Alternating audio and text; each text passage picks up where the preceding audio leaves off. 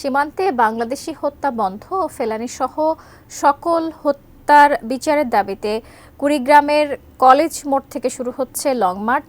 সেখান থেকে বিস্তারিত জানিয়েছেন কুড়িগ্রাম প্রতিনিধি মনোয়ার হোসেন লিটন।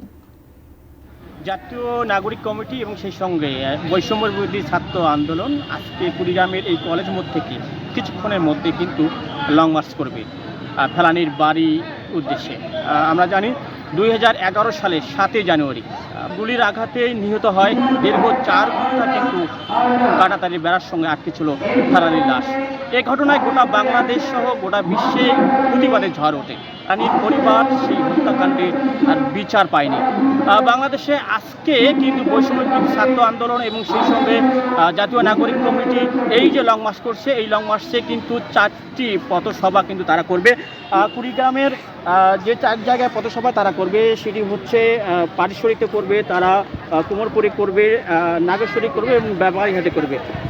দর্শক, আপনাদের আমি জানিয়ে রাখি, আজকের এই লং মার্চে তারা কিন্তু 5টি দাবির কথা বলেছে। এই 5টি দাবি নিয়ে কিন্তু তারা এই লং মার্চ করছে। সীমান্ত হত্যা বন্ধ করতে হবে এবং ফেলানি সহ সীমান্তের সকল হত্যাকাণ্ডের বিচার আন্তর্জাতিক আদালতের মাধ্যমে সম্পন্ন করতে হবে। আজকে এই যে যারা লং মার্চ করছেন তারা যেটা বলছেন, দীর্ঘ 15 বছরের আওয়ামী লীগ সরকারের প্রায় সীমান্তের মধ্যে 600 জন বাংলাদেশের নাগরিক হত্যা হয়েছে। ব্রেকফাস্ট, টিফিন কিংবা স্ন্যাক টাইমে মজাদার আয়োজন মানে অল টাইম ব্রেড। যে হত্যাকাণ্ডের বিচার কিন্তু সেই সরকার করেনি বা হত্যাকাণ্ডের বিচার করতে তারা মোটেও আগ্রহ দেখায়নি।